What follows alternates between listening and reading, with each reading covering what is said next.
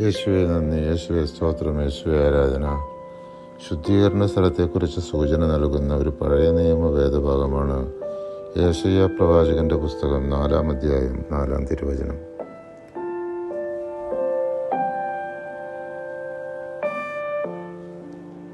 ന്യായവിധിയുടെ തീക്കാറ്റയച്ച് കർത്താവ് സിയോൻ പുത്രിയുടെ മാലിന്യങ്ങൾ ഇല്ലാതാക്കുകയും ജെറുസലേമിൻ്റെ മധ്യത്തിലുള്ള രക്തക്കറ തുടച്ചു മാറ്റുകയും ചെയ്യുമ്പോൾ തന്നെ